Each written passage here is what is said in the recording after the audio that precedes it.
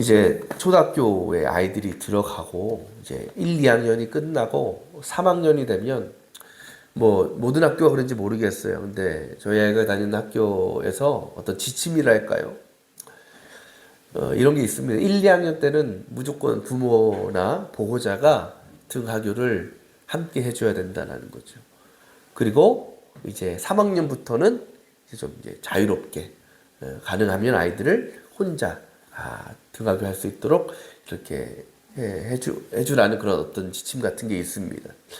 저희 아이들 1, 2학년 때까지는 늘 등하교를 저와 아내 또 제가 부모가 안 되면 이제 할머니가 꼭 시켜줬어요. 근데 이제 3학년이 되고 나서부터 이제 등교는 같이 하는데 하교는 이제 혼자 하게 됐습니다. 이제 3년부터 이제 혼자 집에 오는 거예요.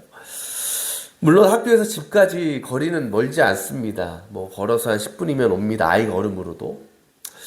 가까운 거리예요. 그런데 처음에 이제 아이를 혼자 하교를 시킨다고 했을 때 부모 입장에서 참 불안했습니다. 걱정도 됐습니다. 그래서 그 불안함과 걱정을 덜어주고자 저와 아내가 저희 아이에게 휴대전화를 이제 사준 것입니다. 그리고 그 안에 위치 추적 어플을 깔아 주었습니다. 그래서 그것을 가지고 있으면 학교가 끝나고 우리 아이가 어디쯤 걸어오고 있구나 다 알 수 있고 또 혹 무슨 일이 생긴다고 해도 전화를 할 수 있으니까 그런 어떤 걱정과 두려움은 조금 이제 해소가 되는 거였어요. 그러니까 그 저뿐만 아니라 아이도 핸드폰이 있으니까 엄마가 아빠가 날 보고 있으니까 괜찮아. 또 무슨 일 있으면 전화하면 되지. 이런 마음이 있으니까 그 처음에 가졌던 불안함과 어떤 두려움은 이제 좀 사라지게 됐다라는 거죠. 그러니까 이 휴대폰이라는 것이 이 위치 추적 어플이라는 것이 부모나 아이에게 어떤 불안함과 걱정을 덜어주는 안전장치가 된 것입니다. 근데 여러분, 만약 우리의 삶 가운데 또 우리의 신앙 가운데 이와 같은 안전장치가 마련되어 있으면 어떨까요? 우리가 믿음으로 세상을 살아가는 것이 쉽지가 않잖아요. 늘 어렵고 힘듭니다. 왜? 여전히 이 세상은 우리를 죄로 이끌어가려고 하기 때문에 늘 시험과 유혹이 끊이지 않기 때문에 때로는 우리를 공격하고 핍박하는 세상의 시선과 손가락질도 있기 때문에 그러니까 우리가 주님의 자녀로서 그리스도인으로서 이 세상을 살아가는 데는 참 불안하고 걱정스럽고 두려운 요소들이 곳곳에 있다라는 거죠. 그렇다면 여러분, 주님께서 기왕 우리를 좀 이 세상에 살아가게 하시려면, 믿음으로 살아가게 하시려면 좀 우리의 안전함을 좀 보장해 주시면 얼마나 좋을까. 그래서 우리가 남들 어떤 공격이나 핍박 같은 걸로부터 자유로워져서 안전하고 편안하게 신앙의 삶을 잘 살아갈 수 있도록 뭔가 조치를 해주시면 얼마나 좋을까라는 거죠. 그렇게 되면 그 주님께서 마련해 주신 그 영역 안에서 보호를 받고 그렇게 신앙생활을 잘 할 수 있지 않겠느냐는 겁니다. 오늘 우리가 읽은 요한복음 17장은 1절부터 26절까지 있는데 이게 기도의 내용이에요. 누가 기도하셨냐? 예수님께서 기도하신 내용입니다. 근데 이 기도를 언제 하셨을까? 죽으시기 직전. 더 정확히 얘기하면 가룟 유다에게 배반당하시고 잡히기 직전에 하신 기도예요. 근데 이 기도에 별칭이 있습니다. 바로 대제사장의 기도라는 겁니다. 왜 그럴까? 여러분 구약시대에 대제사장이 하는 일 여러 가지 있죠. 뭐 예배를 인도하거나 성전을 지키거나. 근데 중요한 일이 뭐냐면 백성들의 어떤 기도의 제목들, 특별히 죄에 관한 문제를 백성들 대신해서 하나님께 기도해 주는 일을 했어요. 그러니까 백성들이 죄를 지면 그걸 백성들이 직접 다이렉트로 하나님께 하는 게 아니고 대제사장을 통해서 대제사장의 입술을 통해서 하나님께 기도하는 거예요. 그들 용서해 주시기를, 자비를 내려주시기를. 그러니까 그 당시 대제사장들이 그랬던 것처럼 예수님도 지금 자신이 아니라 누구를 위해서? 제자들을 위해서 그리고 이스라엘 백성들을 위해서 하나님께 대신 기도하고 계셨던 것입니다. 그래서 이 기도를 대제사장의 기도다라고 불렀던 거죠. 자, 이 기도의 내용이 무엇일까? 긴 기도의 내용이지만 우리 그 가운데 일부를 살펴보려고 합니다. 우리가 읽은 이 기도의 말씀에는 어떤 내용이냐면, 먼저 예수님께서 이제 세상을 떠나시잖아요. 세상을 떠나가신 후 남겨진 이들의 살아갈 거처에 대해서 기도하고 계십니다. 우리가 읽은 11절 한번 볼까요? 이렇게 시작하지요. 나는 이제 더 이상 세상에 있지 않으나, 그 다음 뭐라 그래요? 그들은 세상에 있습니다. 그들이 누구예요? 예수님의 제자들, 예수 믿고 따르던 사람들이죠.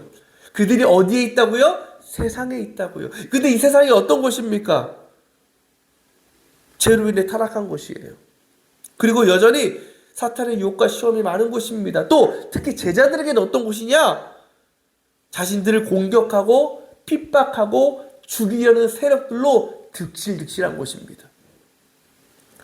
근데 여러분, 지금까지는 제자들이 그런 세상 속에 살면서 그렇게 걱정하지 않았어요. 두려워하지 않았어요. 그것은 그들 가운데 어떤 예수님을 향한 믿음이 있기 때문이기도 하지만 또 하나의 중요한 이유가 있습니다. 그것이 뭘까요?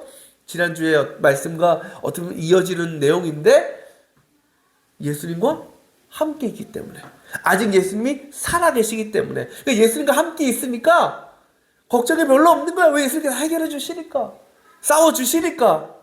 근데 문제는 뭐예요? 이제 예수님은 곧 세상을 떠나신다는 거죠. 그러니까 지금까지는 그래도 예수님 때문에 그 어떤 고난과 시련과 핍박이 와도 견뎠어요. 참을 수 있었어요. 버텼어요. 그런데 이제 예수님께서 사라지시면 이제 그 모든 것들은 자신들끼리만 경험해야 되는 거예요. 자신들만 감당해야 되는 거예요. 그 얼마나 큰 두렵고 걱정일 수밖에 없지 않겠습니까?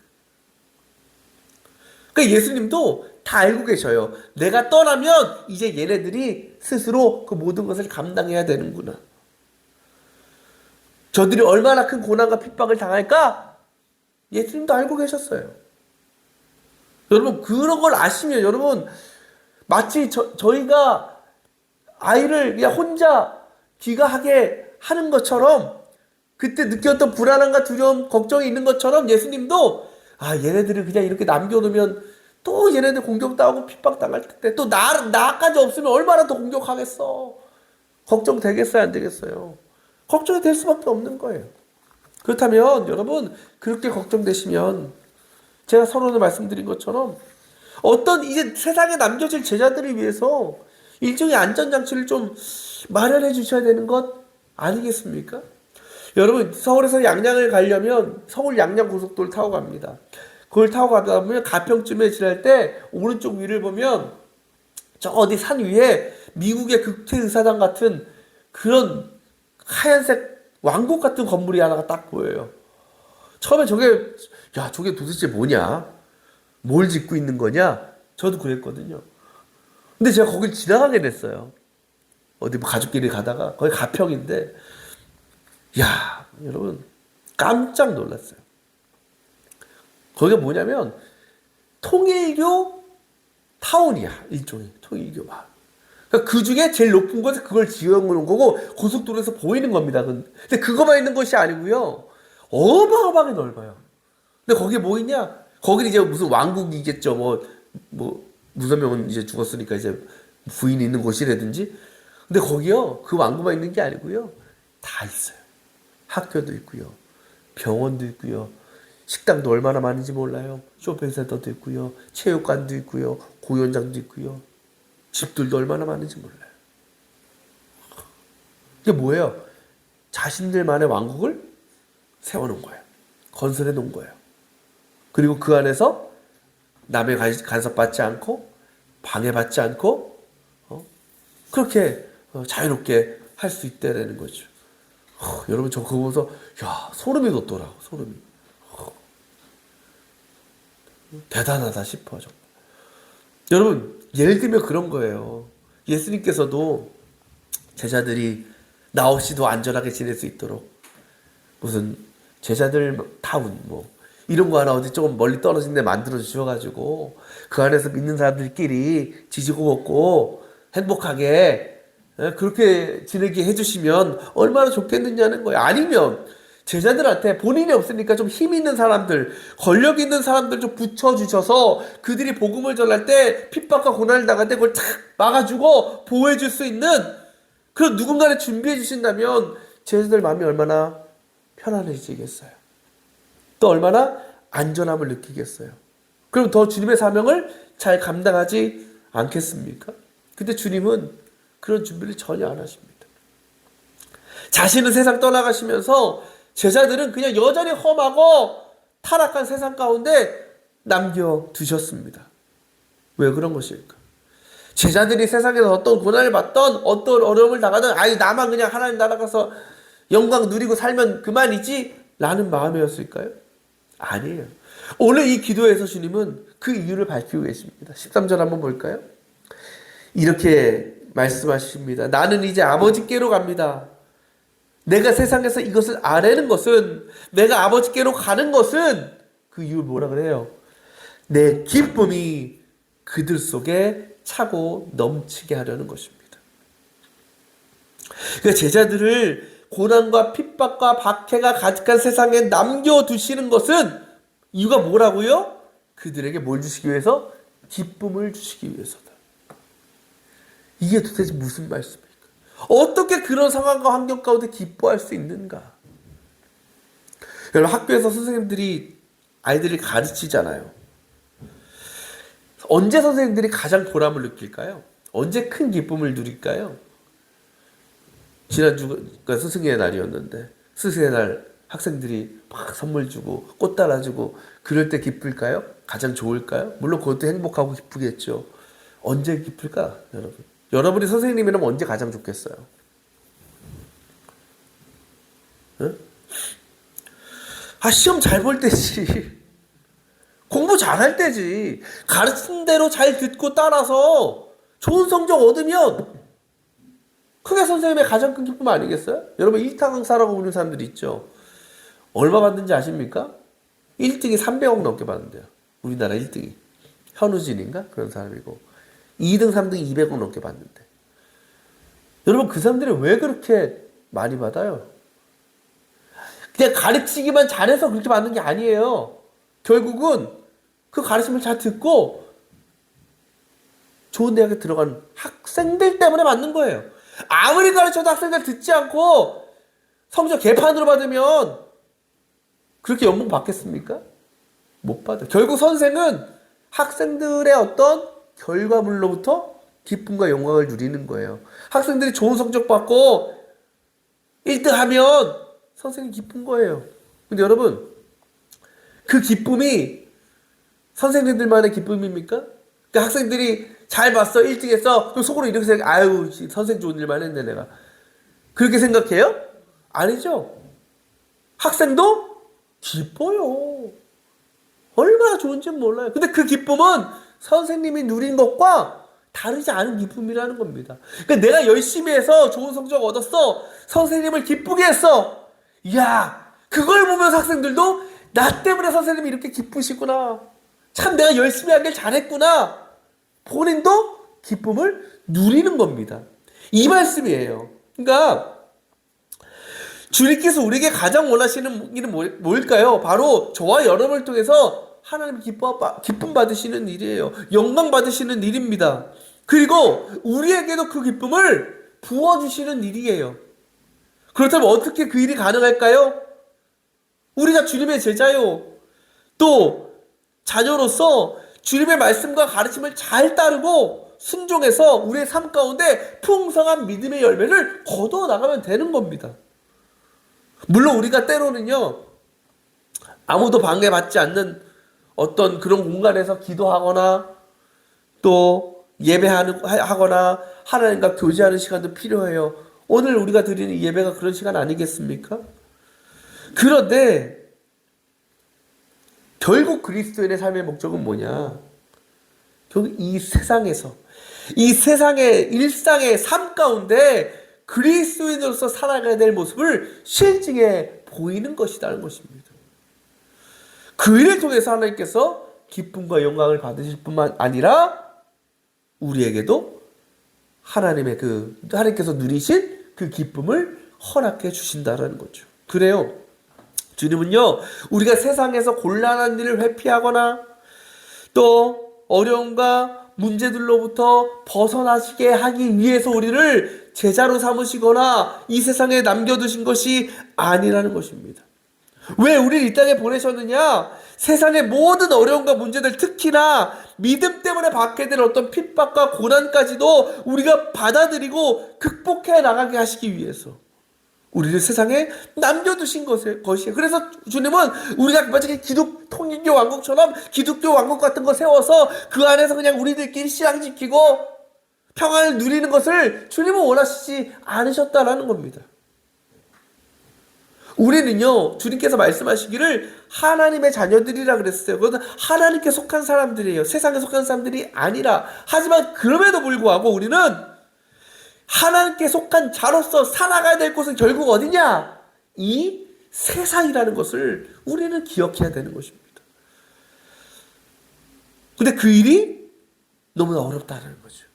쉽지 않아요. 주님이 그걸 모르실까? 다 알고 계셔요. 그래서 오늘 주님께서 이렇게 기도하시는 거예요. 우리 15절 말씀 한번 볼까요? 내가 아버지께 비는 것은 그들을 세상에서 데려가시는 것이 아니라, 그 다음 뭐라고 하십니까?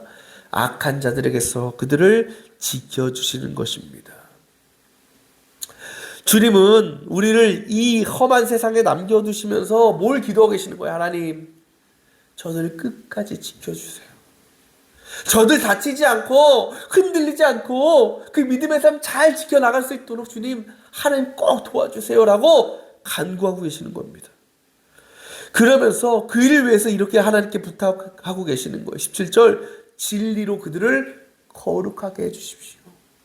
그러니까 우리가 이 세상에서 이 험한 세상 가운데 끝까지 믿음을 지키고 하나님의 도우심과 지키심 가운데 살아가려면 우리가 어떻게 된다? 거룩해야 된다라는 것입니다. 거룩이 헬라어로 하기였습니다. 근데 하기였의 원뜻이 뭡니까? 구별되다는 뜻이죠. 다르다는 뜻입니다. 곧 거룩하다라는 말은 구별된 존재다, 다른 존재라는 것인데 무엇과 다르겠냐고요. 우리가 무엇과 구별됐냐고요. 바로 이 세상이라는 거죠. 그러니까 하나님께서는 하나님을 모른 채 여전히 타락하고 부정한 이 세상의 기준을 따라 살아가는 사람들과는 전혀 다른 존재, 그들과는 구별된 존재로 우리를 세상에 보내신 것입니다. 그런데 이 하기오스라는 단어에는요, 중요한 개념이 하나 있어요. 그것이 무엇이냐? 그 직분에 필요한 정신과 마음과 능력을 갖추게 하다라는 뜻이 있는 거예요. 그러니까 여러분, 절대로요, 아무나 하나님을 섬길 수 없어요. 아무나 주님의 제자가 될 수 없어요. 어떤 사람이 하나님을 섬기기 싶다, 하나님의 제자가 되고 싶다라고 한다면 반드시 그 사람의 마음 안에 하나님의 마음과 하나님의 지혜를 소유하고 있어야 되는 겁니다. 왜? 절대 인간적인 생각과 인간적인 기준과 인간적인 마음을 가지고는 제대로 하나님을 섬길 수 없기 때문에, 제대로 하나님의 말씀에 순종할 수 없기 때문에 그래요. 그래서 레위기에 보면 하나님께서 이스라엘 백성들에게 계명을 주시잖아요. 하나님의 백성으로서 지켜야 될 여러 규례들과 계명을 주시거든요. 그때 이렇게 말씀하셔요.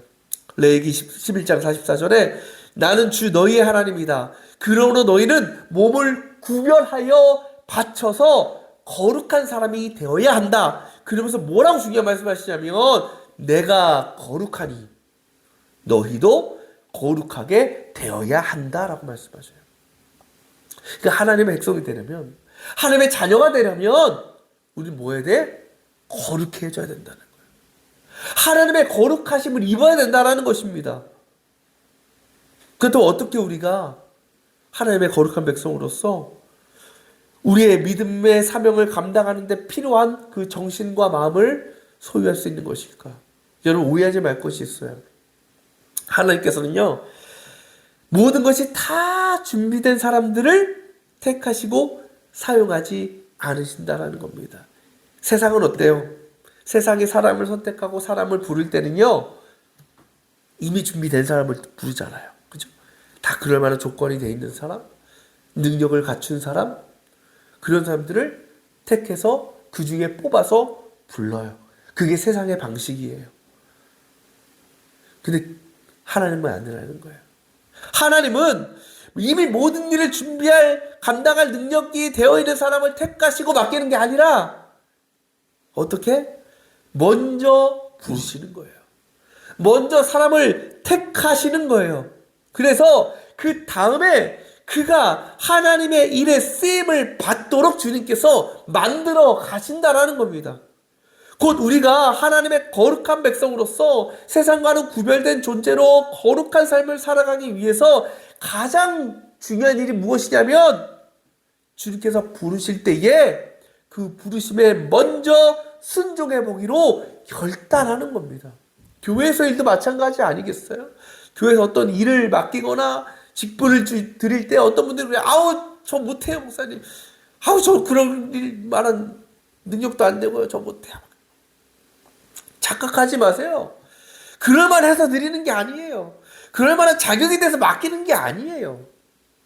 앞으로 하나님께서 그렇게 써 가실 거기 때문에 믿고 맡기는 거지, 사람을 보고 맡기는 게 아니구나. 그 사람을 통해서 일하시는 하나님을 믿기 때문에 맡기는 거예요. 그러니까 여러분도 제가 뭐 하라 그러면 저 뭐 그런 스타일은 아니지만 그냥 하셔. 내가 시키는 게 아니라 하나님이 맡기시는 일이구나 라고 생각하시면서 일단 순종해 보는 거예요. 그렇게 먼저 순종해 보면 지난주 말씀드린 것처럼 그때 주님께서 우리 안에 뭘 보내주셔? 보혜사 성령을 보내주셔서 그 지혜와 능력을 통해서 그 모든 일을 감당하게 하시고 승리하게 하시는 거예요. 저는 여러분에게 바라기를 여러분 안에 하나님께서 예배해 주신 어떤 신앙의 영적인 잠재력이 있음을 여러분 기억하시길 바랍니다. 다 잠재력이 있는 거예요. 내가 발견하지 못해서 그렇지.